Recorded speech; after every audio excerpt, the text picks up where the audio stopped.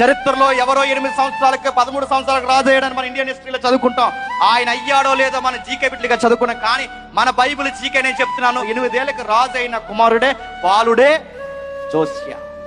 ఆడుకునే కుర్రోడండి, నలుగురు తిరిగే దగ్గర తిరగాలనుకునే కుర్రోడండి. కానీ ఆ కుర్రోడికి అప్పటికే తెలియకుండానే పెద్దరిక రాజరికపు వ్యవస్థ ఆయన భుజాల మీదకి వచ్చింది. చక్కటి రాజు అయిపోయాడు. అందరిలాంటి యవనస్తుడు కాదు, అందరిలాగా ఉండడు, అందరిలాగా తింగర పనులు చేస్తూ తిరగడు. దేవుడు అనే ఆశతో దేవుని తెర మీదకి వచ్చింది. ఈరోజు అడుగుతున్నాను, 8 ఏళ్ళు వద్దు, 3వ తరగతికే మొదలెడుతున్నారు. సూర్యగా 3 ఏళ్ళకి నడుతున్న స్టోరీలు. ఏంట్రా డల్లగున్నావు ఏంటంటే, ఆ వీడియో చూసలేదో డల్లగున్నావు ఏంటంటే, ఈరోజు నా గర్ల్ ఫ్రెండ్ మాట్లాడలేదు మామయ్య అంటున్నాడు. ఆడు ఎంత ఉన్నాడంటే అడిగి ఎక్కడ కూడా సరిగా లేదు. ఆడికి గర్ల్ ఫ్రెండ్, ఆవిడ మాట్లాడలేదంటే ఇటు కేవలం ఇంటికి వచ్చి ప్రగాఢ సానుభూతి తెలియజేస్తారు. ఇంటికి వచ్చి హోంవర్క్ చేయకుండా. సినిమాల్లో కూడా, దరిద్రపు సినిమాల్లో కూడా ఎప్పుడు చూపిస్తారని స్టోరీలు, లవ్ స్టోరీలు చిన్నప్పటి నుంచే చూపిస్తారు. కానీ ఆ టైంలో చూడండి, 8 ఏళ్ల కుర్రోడు రాజు అయిపోయాడు.